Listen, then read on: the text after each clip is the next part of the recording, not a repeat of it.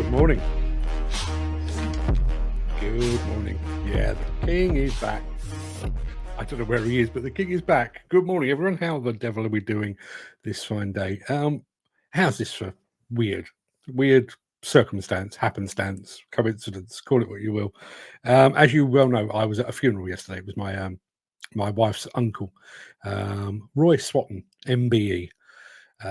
So this show is partially dedicated, I guess, to Roy, who will be missed enormously. But strange thing. So yesterday actually marked the second anniversary of my dad's passing. And at my dad's funeral, we played the song "Brothers in Arms" by Dire Straits as we were all leaving the chapel. We walked into the chapel yesterday on the second anniversary, this time to mark the passing of Roy Swatton, and they were playing exactly the same song. It's weird, right? Yeah, kind of stopped me in my tracks, I have to say. But good morning, everyone. Thank you very much indeed. Gary Muirhead still on his hollybobs. Good morning, Mark. Good morning, gang. Last full day on the island. Fly back home tomorrow. I've got to be honest with you, Gary. I don't know if you've seen. I don't know if you've seen what's going on in the UK. But if there's any way you can stay precisely where you are, I would. It's not great here. It's the UK, isn't it? It's not great. We're speaking about the UK in my after show monologue today. I'm going to say good morning to Dan Cullen, who was here before ours. He was here at 9:38 this morning. Jim Turner has arrived. Mark Whiting has arrived. Yep, we can start the show. And Gary, I can't believe it's been 2 years already. That's obviously since my dad passed away. The weird thing is, look, listen, I grieved, never ever shed a tear. Going to say good morning to John Moxon, Moxjoin rather, he says good afternoon, so he's obviously somewhere far away, but good morning. Thank you very much indeed for being here. Yeah, never shed a tear. Grieved, obviously, miss my mum and dad and everything else. But the weirdest thing, my son, eldest son, moved out of the family home. What is it, 2 weeks ago?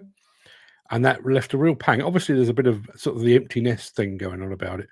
But his moving out would have been something that I'd have phoned my mum and dad to tell them about. Can't do that.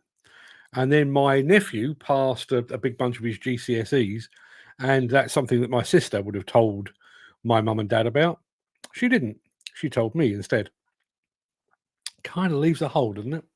Yeah, anyway, we're not going to get all dragged down into that. That's a morbid start today. So I am going to start the show in a second. I'm going to roll the intro and get this show on the road. In fact, let me do that now because loads and loads to get through, including a nice after show rant to get your working week started. And I realise the working week started yesterday. For me, it starts today. So bear with me.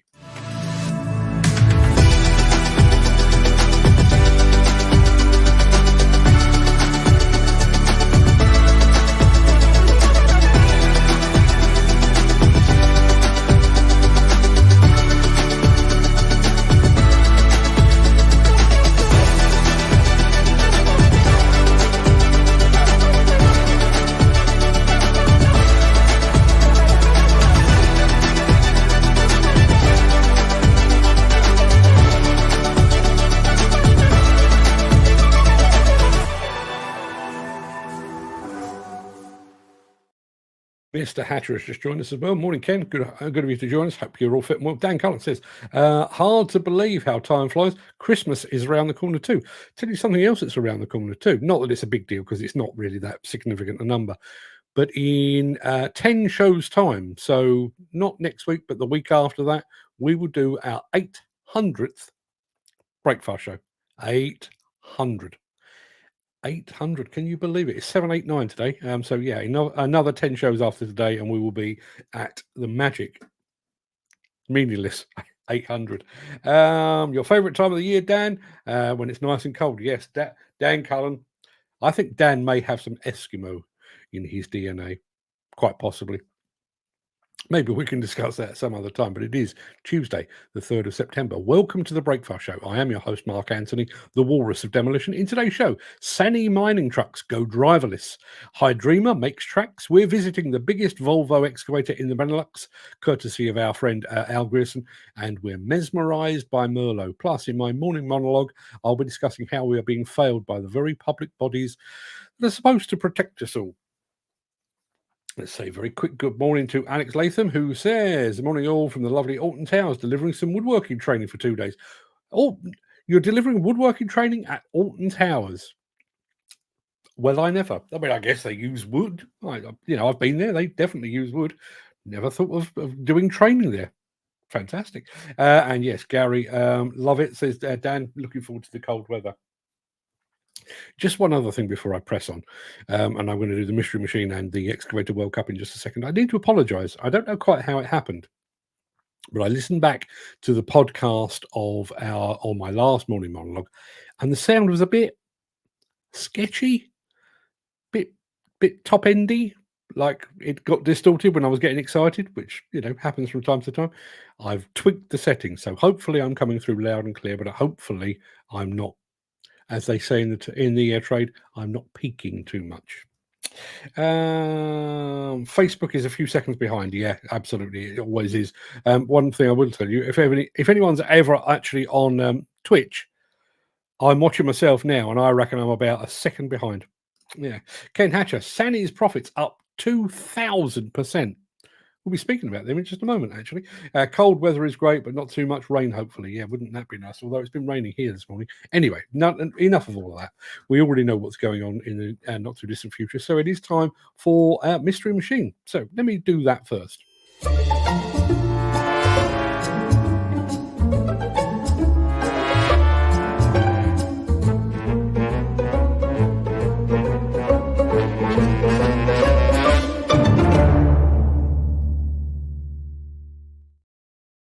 Yes, it's the start of a new month as far as our Mystery Machine is concerned. We had the first winner, first month that we did this. Steve Williamson emerged victorious, got his prize, and now Dan Cullen won in August. Hopefully, he should have his Bobcat T-shirt by now. Fun enough, I had a bit of a tidy up in the office. I found some other bits and pieces to give away as well. So we're fully set in terms of the giveaway for the Mystery Machine. So, Mystery Machine that you need to define for today is this. No clues, just that's what it is. See what you can come up with. Good morning to Earl Fallon over on Instagram. Thank you for being here. Redpath84 has just joined us. Scott Gronseth has just joined us. Don't know where these people are from, but good to see them here. What have we got here? Comments. Jim Turner goes straight in with a Volvo Duck. It is not a Volvo Duck at all. I can tell you that right away. In fact, I'll go one further than that. It's not a Volvo of any shape or description. I'll take that away just temporarily, and then I'll go over to the Excavator World Cup, which is nearing its denouement, conclusion, ending, climax, call it what you will. Back in a sec.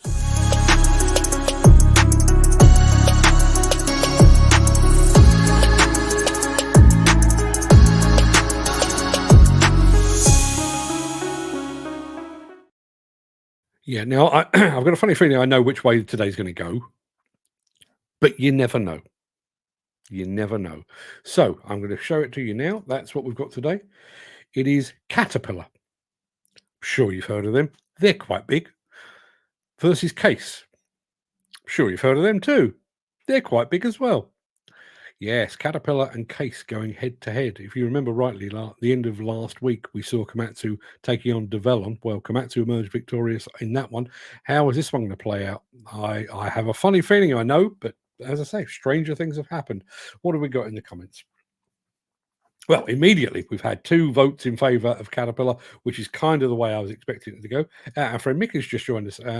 Using Son's laptop, Hound decided it was his turn to use my one. Mick Saunders. Good morning, Mick. Let's have a look. Mystery Machine. Let's go back to the Mystery Machine, which looks like that. Gary Muirhead reckons it could be a Komatsu D41P. It is not. Dan is going for a JCB 9-ton dumper. It is not. JCB 3CX Pro, it is not one of those either, and it is definitely not a JCB 6-ton -2, Dan Cullen. So let me show you a little bit more. There you are. At least you know the undercarriage upon which said mystery machine now rides.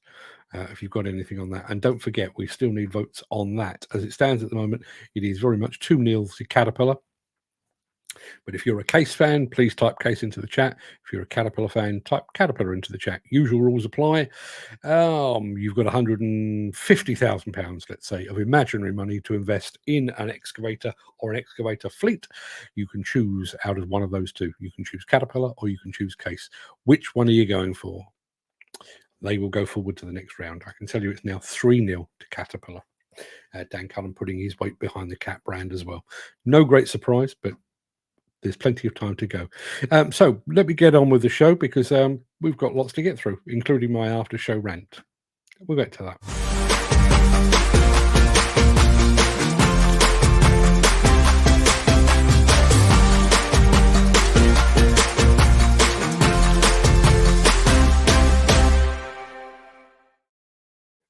Chris Ford has just joined us, and he too was going for Cat as well. Morning, Chris. And Gary Muirhead is going for the Bomag BW213 on our mystery machine. It is not one of those, I can tell you that much. Let me take all of that away because I need to show you a thing. Who was it? Was it Ken Hatcher just reported that Sany's profits are up 2,000%? And it sounds like they're investing it in things like R&D because they can produce things like this.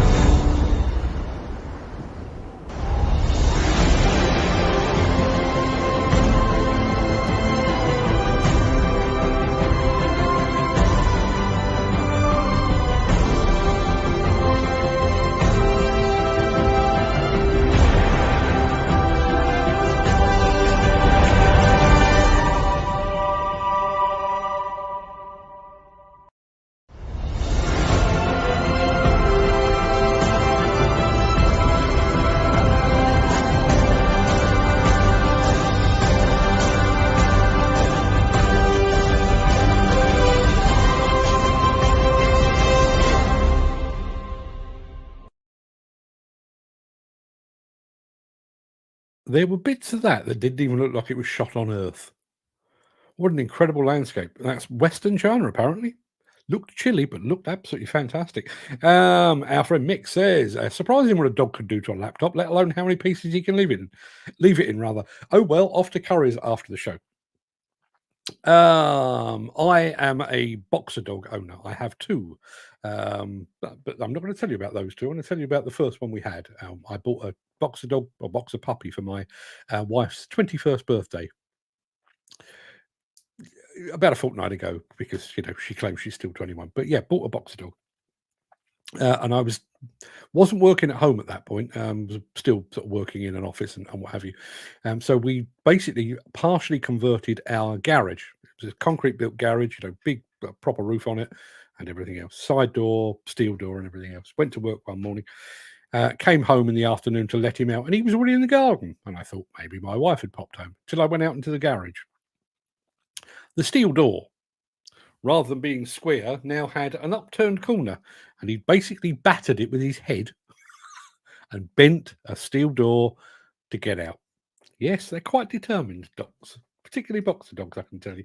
Right, Mystery Machine. I'm going to show you a bit more in a second, but let me show you what Gary Muirhead reckons it is. He says it's a Bobcat L65. It is not one of those. Dan Cullen is going with a Hyundai HL739A Shovel. It is not. He's also gone for the HL965. It is not. It's not a Hyundai, and it's not a Bobcat either. Let me show you a bit more. There you are. There's a bit more cab to be playing with.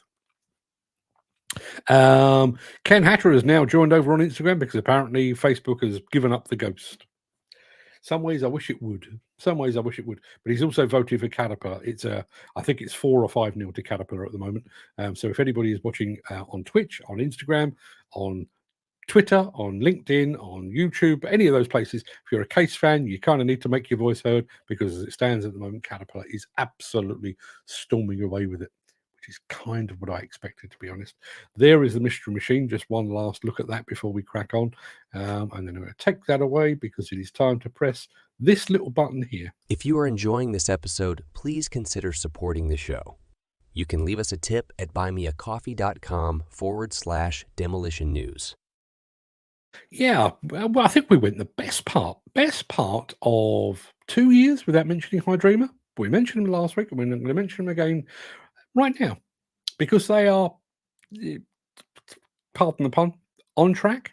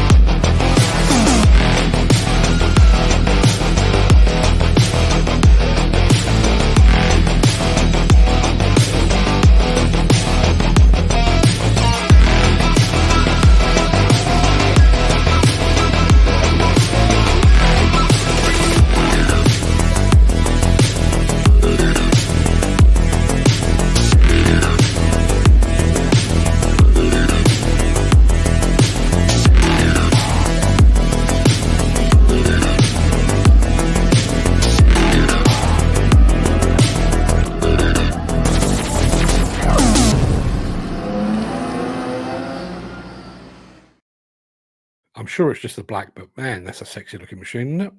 Love that. Let's have a look. Ken Diggerman over on Instagram says, shame, because I like both Case and Caterpillar. So do I. But we are getting to that point. I think we've got one more match in this round, and then we'll be down to the last 8. There's 4 more matches in that, and well, in the next few days we will be announcing who the winner is. But I can tell you, coming up, we have JCB versus Volvo, and Kobelco against Hydromech as well. So some big names still in there. Obviously, it looks like Caterpillar is going forward, although we've got a comment in from All Terrain Manx over on Instagram.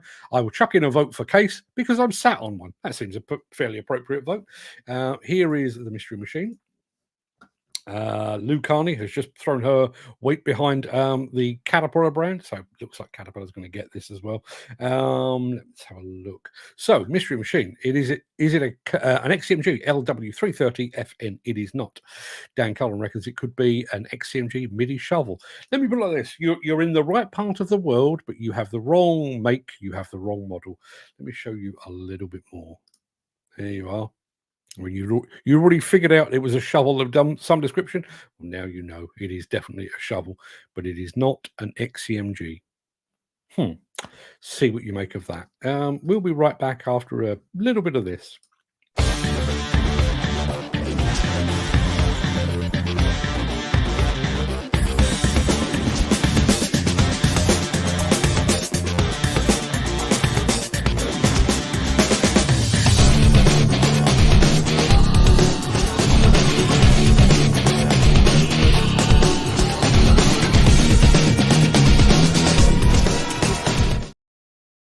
I can tell you on the Mystery Machine, Ken Hatcher is saying that it could be a Sany loader. It is not a Sany. As I say, right part of the world, wrong brand.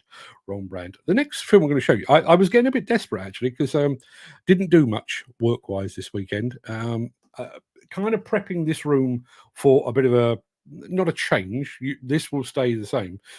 But I have got another YouTube channel starting, and I wanted to ring the changes. So we're going to set this up as a bit more of a studio. My plan is to have another camera over there. You'll never see this, but there'll be a camera over there. So all of that to be said, spent a bit of time fanning around in the office. So didn't have much time to find suitable videos, and obviously it was at a funeral yesterday. So one of the ones I reached out for was I went over to Al Grierson's channel. Al hasn't been on the show for quite some time, obviously way too busy with his day job, which is as a teacher, but he's done some films recently, and I thought I want to steal a bit of one of those. So the next film is from Al, and it's a snippet. He's done a film of about 10, 12, possibly even 14 minutes long of the biggest Volvo machine in the whole of the Benelux countries. I've nicked a bit of it and put some music to it, and it looks like this.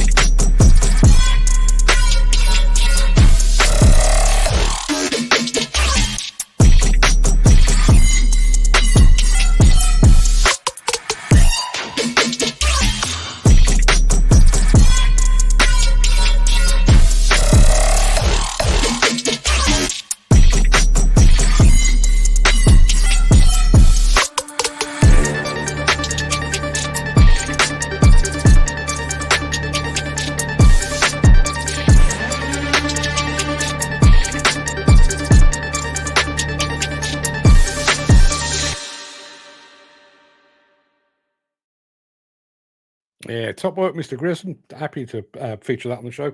If anyone would like to see more of that, see the whole film, you can head over to YouTube and search for Construction Channel Luxembourg.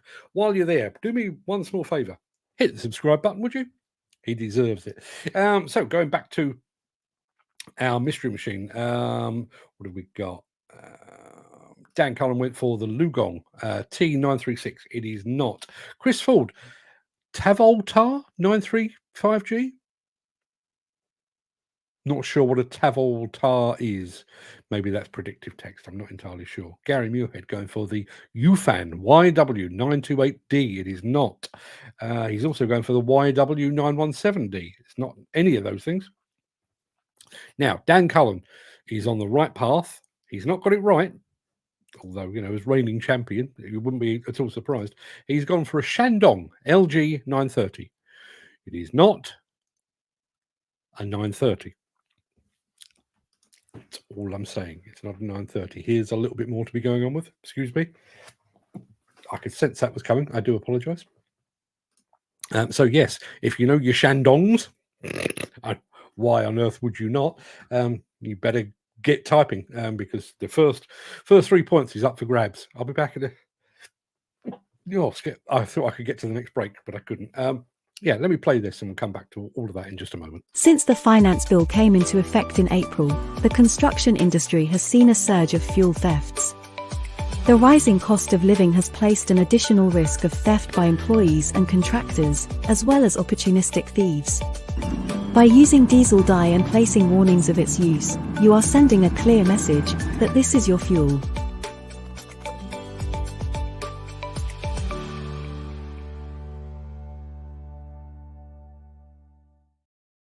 Just going to throw this up from Mick, who says, anyone got anything to say about the new waste prices and how it will affect the construction and demolition industries, given the fact that demolition is one of the best for recycling?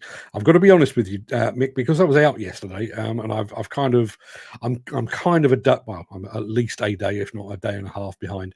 I will have a look at that, and I will cover that more in the not too distant future, quite possibly tomorrow, because always looking for something to rant about, and maybe that will be the one to do it.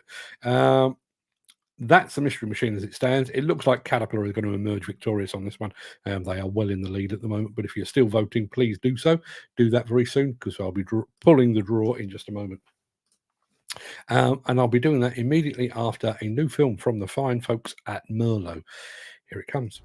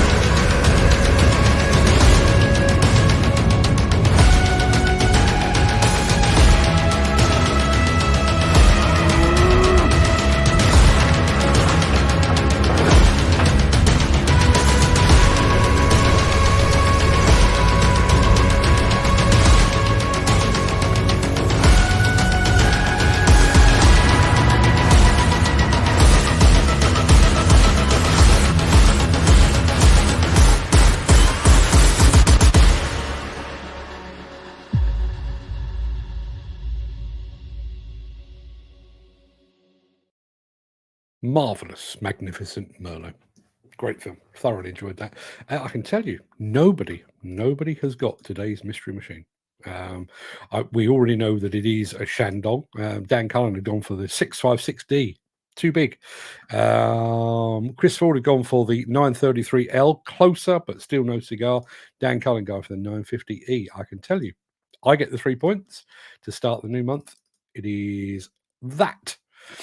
That right there is a Shandong LG 918. So let me put the 3 points to myself. I'm sure I won't hold that lead for very long, but yeah, there you are. 3 points on. What happens if I win 1 month? Do I give myself a prize or do I demand a prize from the audience? Don't think it's ever likely to happen. We'll cross that bridge when we come to it. But what I can tell you is we have a result in this.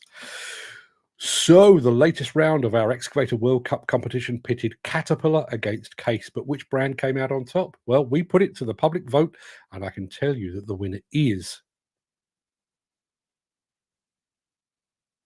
it's Cat. Caterpillar goes forward to the second round, or the next round, should I say, while Case, sadly, leaves us empty-handed. Tomorrow's match will see JCB taking on Volvo. It's a biggie, so make sure you tune in and take part and hopefully influence the outcome of that. We had a rolled rail one at QTS, great bit of kit with man basket and spaceman. Was it a Merlo? I'm assuming it probably was. Mick says, spent a few days on a friend's farm the other week. He has an old Manitou, spent an absolute fortune on it over the years. In fact, enough to buy 2 new machines, but he will not get rid of it. They do get under your skin, don't they? A case for Caterpillar. Our star headline writer, Mr. Ford. Thank you very much indeed for that.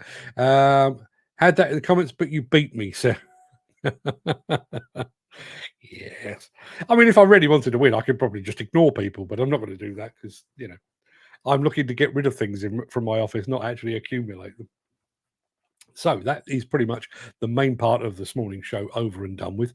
I'm going to roll the end of the show stinger in just a second before leaping gazelle-like into my morning monologue. If you can't stick around for that, then do. Please stay safe. Look after yourself, your family, your friends, and your colleagues. I hope to see you again very soon. But if you do have the time and the inclination, I'll be back with my morning monologue immediately after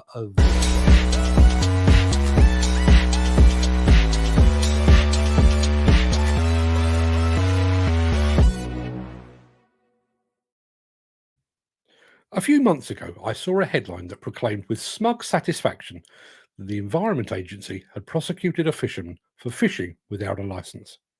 The headline caught my eye, if you'll pardon the pun, because I too am a fisherman. So I read further. The man in question had been given a penalty of £443. That was made up of a £220 fine, £135 in court costs, and, get this, a victim surcharge of £88. Presumably, the victim here was the fish, since it is they that were caught by the licenseless man. Quite what the fish is going to do with an £88 surcharge, I have no idea. Put it in the riverbank, perhaps? Sorry. The truth, of course, is this money, along with the fine, will go to further swell the coffers of the Environment Agency. Just as a side note here, I've never understood why fishermen are required to hold a licence. You can play golf without a licence, but you can't fish. But I digress. Now, before anyone suggests that the fishing licence contributes to the upkeep of the nation's waterways, let me assure you that fishermen are among the very best custodians of our lakes, rivers, and canals. The truth is that the Environment Agency has levied a stealth tax on the most popular participation sport in the country.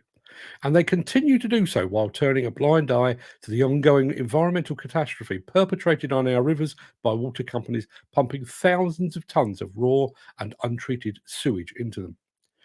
Sadly, this willingness to pursue spurious cases against Joe Public whilst ignoring wider and more challenging issues is not confined to the Environment Agency. Our police force, once the envy of the civilised world, is equally guilty.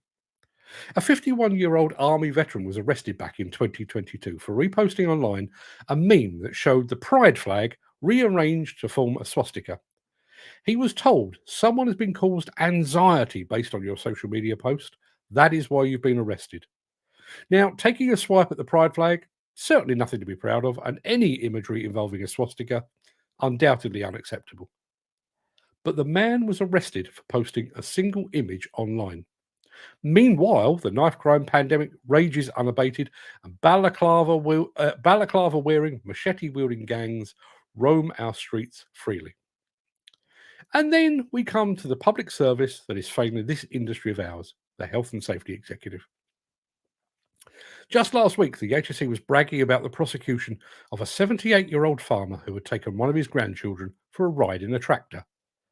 I'll get to the safety element of that in just a moment, but like the Environment Agency levying a stealth tax against the pleasurable pastime of fishing, the HSE is effectively taxing a grandfather for doing precisely what countless generations of farmers, fathers, and grandfathers have done for decades. Show me a second, third, or fourth generation demolition, construction, or farming man or woman, and I'll show you someone that rode in a machine on the lap of their father, grandfather, or uncle during their formative years. That in itself is bad enough. But that prosecution serves as a reminder of yet another public body pursuing the little man whilst being asleep at the wheel with its regulation of big business. In just a few days' time, two widows will once again mourn the loss of their husbands in a horrific incident on a demolition site in Redcar. 5 whole years later, and the HSE has failed to deliver any meaningful findings, prosecute anyone, or offer any kind of explanation or closure. At the time of writing and recording this, it is 8 years, 6 months, and 12 days since the collapse of the boiler house at the Didcot A power station that cost the lives of 4 men. Just like Redcar, the families of those 4 men are still waiting for answers. There's been no prosecution because presumably the crack squad of HSE inspectors were too busy detaining elderly farmers. In all 3 instances, the Environment Agency, the police, and the HSE, these bodies are underfunded and understaffed. But that underfunding has had an unexpected and unwelcome side effect. It's rendered them largely toothless. The few teeth they have left are insufficient to deal with big issues like widespread and deliberate pollution, machete gangs, or major industrial accidents. Instead, those few remaining teeth have turned to bite the very people these bodies are supposed to protect: the British public. I'll open this up to the chat in just a second, but just a small afterthought. You can be arrested for a social media post that causes someone anxiety. On that basis, I'm astounded there's not a queue of rozzers outside my door right now. So that's my rant for the day. I'm just going to tidy my screen up so I can see what's going on. Let me head on over to the chat. Mick Norton has just joined us. Morning, Mick. And what have we got? Dan Cullen, have a great day, lads. We'll be listening back to work now. Mick says, you ain't seen nothing yet. Starmer and Labour are going to destroy the country. I think it's still early days. Listen, I've made it clear in the past, I have no political affiliation whatsoever. I think we'd be much better off with self-rule because I don't think any of them are up to the job. But I do wonder, just going back to that, I mean, we've all seen the images on social media and on TV. There was a gang of Herberts, youths, I don't know what you'd call them, wielding machetes on the seafront at Southend a few weeks ago. Now, there were enough people around to have called the police. I'm assuming the police were ultimately called, but they're arresting people for posting a meme. Apparently, and I only heard this, I was talking to somebody about this yesterday, and apparently somebody was actually arrested once for shouting at a police horse. A police horse.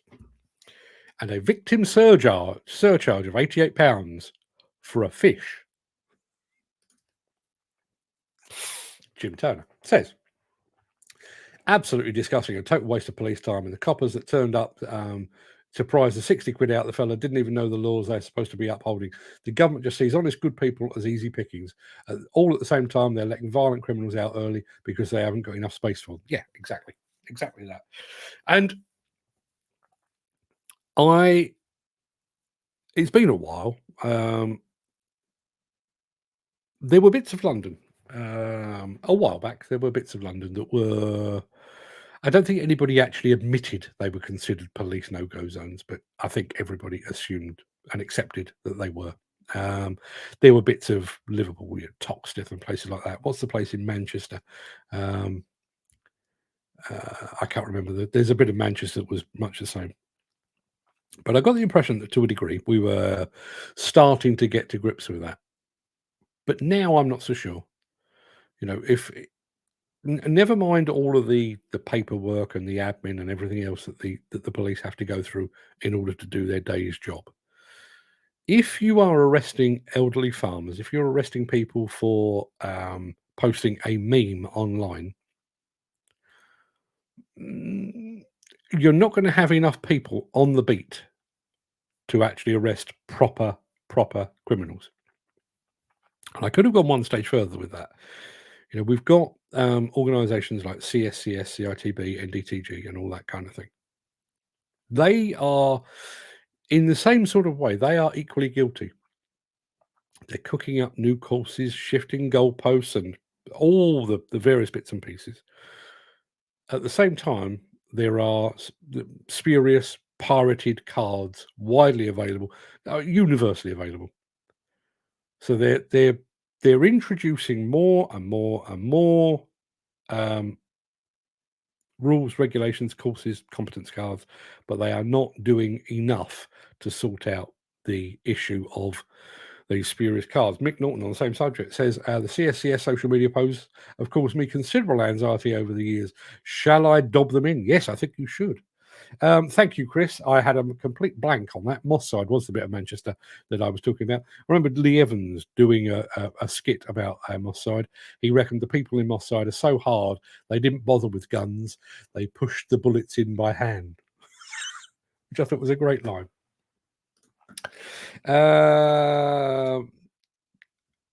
Think this is in for a big uprising.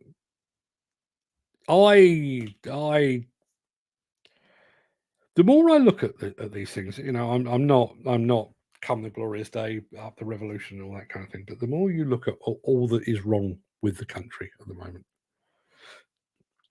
cost of living, no faith in our political class, ineffectual police force, ineffectual health and safety executive, ineffectual environment agency, you do wonder just how much, as a nation, we are willing to take.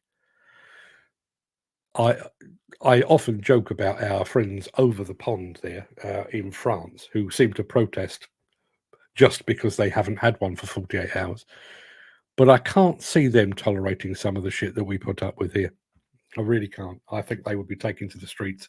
I think they would be burning lambs and tractors and throwing manure up the local town hall and that kind of thing. Not advocating for any of that. Please don't burn the lamb. I don't eat it myself, but please don't burn the lamb. But how much can we possibly put up with?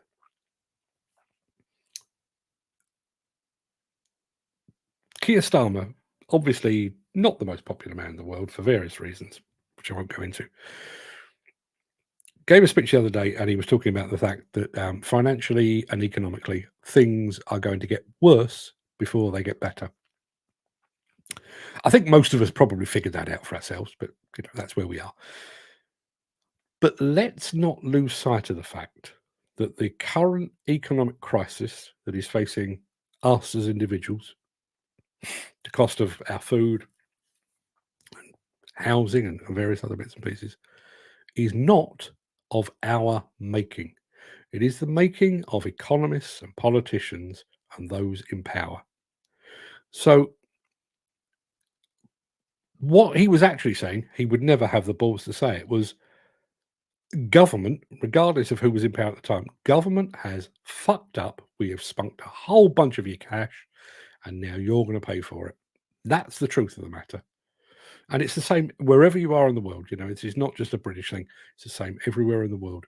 Because ultimately, you go to work for a fair day's pay, you get your fair day's pay. That should cover your costs. That should cover your cost of getting you get to and from work, putting food on the table, keeping a roof over your head, maybe a holiday once a year or whatever it might be. The fact that it doesn't is not your fault. It is not your employer's fault. It is the fault of those in power. Jim Turner says, as soon as an area becomes rough enough for police to be rough enough to be a police no-go zone, it should be constantly patrolled by the police. Any unrest, stamp on hard, prosecutions handed out, and people locked up. I realise. I realise that he is more than tarnished his reputation. But think back to when Rudy Giuliani was the mayor of New York, and he instigated a policy there called broken windows. So he basically had a squad of guys going into some of the roughest, most underprivileged, most vulnerable bits of New York. And if somebody broke a window, it was replaced within 24, 48 hours. And if it was broken again, it was replaced again. And gradually, over a period of months and what turned into years, gradually people started to take a pride in the area in which they lived. And suddenly, the windows stopped being broken, the graffiti went away, the crime went away, and some of those places now, listen, I've been to New York, I know what it's like. There are still some bits where you probably have to look both ways before you cross the road and stuff. But by and large, New York, I feel pretty damn safe there. And a lot of that stems back to that broken windows policy. Where is that here? Where are you seeing that here? You know, we all know where the problem areas are. I mean, Chris reminded me, thank you very much indeed for that, about Moss Side. You know, we've all known Moss Side's reputation. Rather than saying, just don't go there, leave it alone, let it police itself. Do something about it. Crack down hard. And I come back to, I realise this is not the show for it, but you know, this notion of people carrying knives and machetes.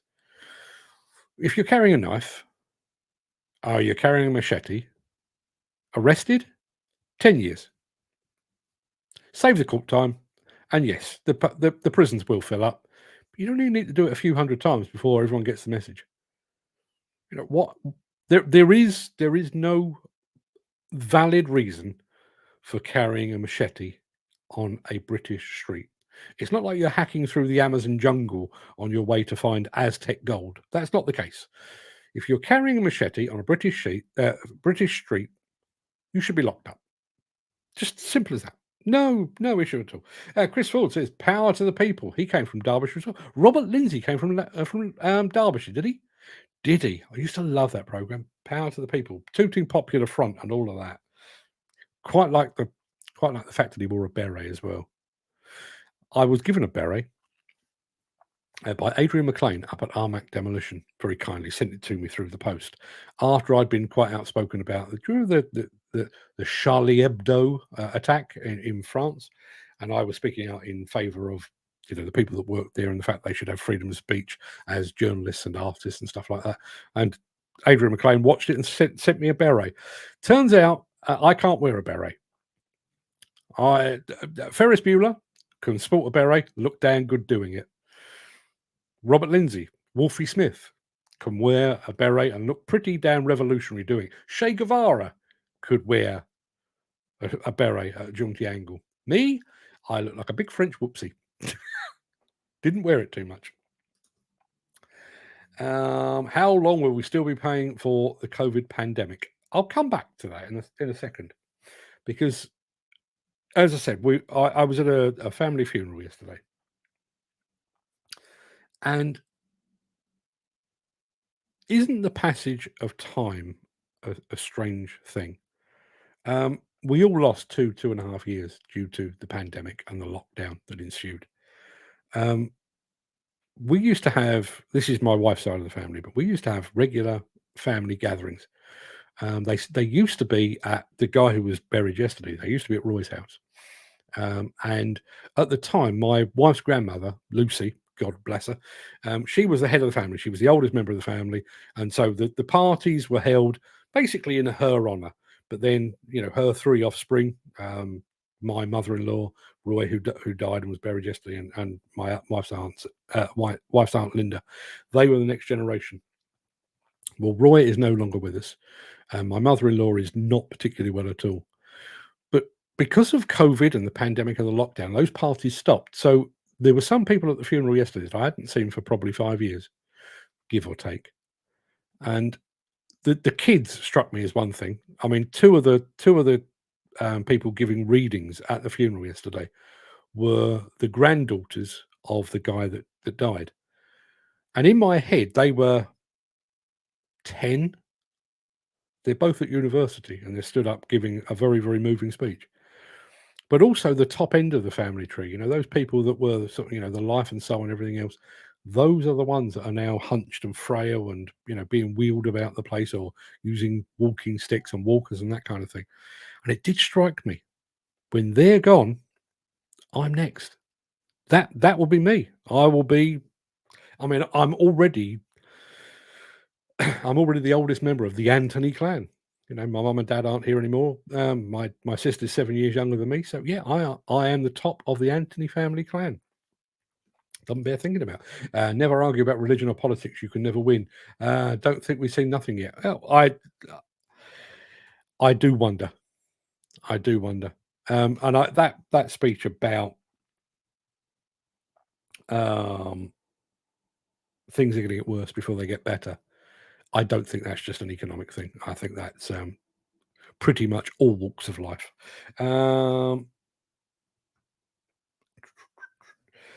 Jim Turner talking about Robert Lindsay, aka Wolfie Smith, from Ilkeston. From Ilkeston, I think, or Ilson. It's pronounced Il. Is it? Well, you just miss out great lumps of the word Ilson. There's Lou Carney.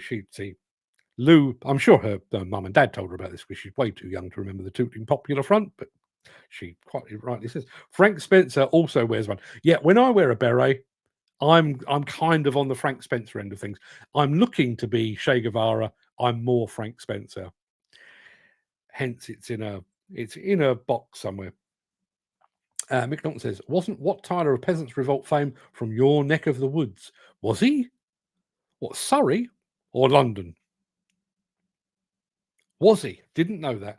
Mick says, Rivers of Blood comes to mind. Yes. Mr. Powell, Mr. Enoch Powell. Not judged kindly, I don't think, by history, but could it turn out that he was right? I wonder. Robert Lindsay confirms Chris Ford was born in Ilkeston. Once had a reputation as the Derbyshire's Moss side. Pint, fuck or fight? Many fight. I've been to a few pubs like that, actually, I have to say. So yes, that's go on, I slipped into it. Yes, I slipped into it. Eddie Izzard there. I do apologise. The reason I was mentioning Moss side was I was always struck by the fact that the police had decided it's too big a challenge. We can't actually do it. We can't take this on. And I genuinely wonder about that with the Environment Agency, targeting fishermen when, there's millions of tons of sewage being pumped into our rivers, which will probably kill fishing anyway. So, but then the biggest one, the Health and Safety Executive, we could go after the people that were in some way, if they were negligent or if they were responsible for the death of the 2 guys at Redcar, the 4 guys at Didcot, and all of these major things. But that's going to be quite big, quite expensive, quite complicated. The chances are, the energy companies will have lawyers and solicitors, and they'll make it quite difficult, and it'll be a slow process, and we might not see the end of it.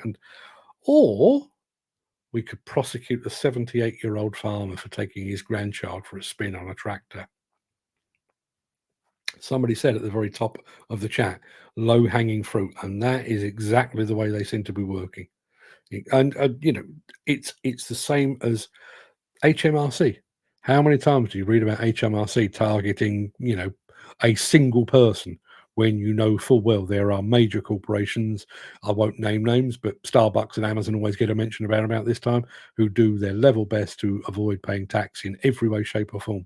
They don't go after those, they go after the little man because they're easier to fight. Jim Turner says it's actually pronounced Ilkeston, but if you're local, it's Ilson. Anybody else got any of those? I was watching it was a really shit film. I was watching a film the other night. Who was in it? Halle Berry was in it. I can't remember what it was called, but Halle Berry was some kind of agent, and she was in London. And at one point, there's lots of Brits in it, but at one point, somebody dispatched a police car to Southwark in London. No, it's pronounced Southwark. If you're posh, you pronounce it Southwark, but if you're from London, particularly the bit that I'm from, you pronounce it Suvvok, Southwark. Southwark stood out like the balls on a bulldog. Mick Norton says Enoch Powell was the youngest brigadier in World War II. Was he really? That kind of got lost in history, but because of the Rivers of Blood thing. Easy target, low cost of conviction, large reward. Yeah. And seriously, going back to Redcar and Didcot in particular, we're 8.5 years in to Didcot. How much has that investigation cost? How much will the HSE need to fine somebody if they assuming they find somebody to fine? How much will they need to fine someone in order to cover the cost of this prolonged and protracted investigation and subsequent prosecution? What Tyler says Mick was either from Kent or Essex. More Kent, I think, as he led the march from Canterbury. Not really my part of the world. It's not far away, but yes. No major revolutions have started in Stoneleigh in Surrey. As far as I know. I do remember, this is the second time I've lived in Stoneleigh, and I do remember before I moved in the first time around, many, many moons ago, I did a bit of research on Stoneleigh. What am I letting myself in for? I already know what shops it's got and various other bits and pieces. Turns out, I don't know if this is still the case, but this town was the home for the Allegro Owners Club. There's a claim to fame for you. Never mind youngest brigadier and leader of the workers' revolution. The Allegro Owners Club was housed right here. Didcot, along with Powell's brigadier, will be buried. I am starting to wonder about that. I'm starting to worry about that. I wonder if there is a plan, spoken or otherwise, to drag Didcot out for so long that when they do finally say, we're not pressing forward with a prosecution, or there's no case to answer, everyone will have forgotten about it and just move on. How else do you explain whatever it was, 8 years and 6 months and 12 days? Mick Norton says Kirkcudbright, is pronounced Kirkcudbright. Is it?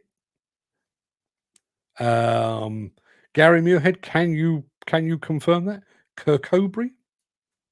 Is it? Never even heard of the place. Don't know how we got there. I don't even know how we would get there because I don't know where it is on the map. But yeah, that's where we are. Right, let's listen. I'm going to be back. We're going to a full week ahead. Another 4 shows this week, another 5 next week. So that means that Monday week will be our 800th show. Yeah, 800. 800. Sorry, something just happened in the chat. If you listen to Enoch Powell interviews, everything he said would happen has come true, but no one in power has enough bollocks to admit it. Yeah.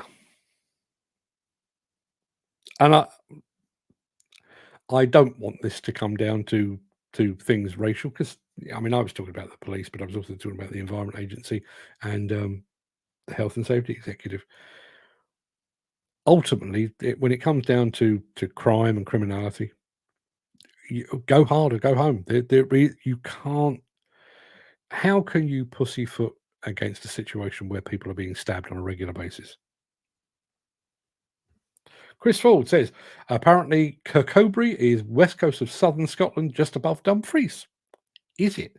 And is Dumfries pronounced Dumfries, or is that Dumfries? I bet there's an American somewhere that is pronounced Dumfries as Dumfries. I'll have a large portion of Dumfries, if you don't mind, and spare the gravy. Right, people, enough. I've babbled on for plenty long enough. Go have your day. Come back tomorrow. refreshed, feeling more positive about the world. I'm going to check up on the situation with all things waste related because Mick has asked me to do so. I have Jim, but I'll be having the boys in blue knocking on my door if I said what I feel. Mind you, I wouldn't have to worry about my heating allowance in the Nick Drew media.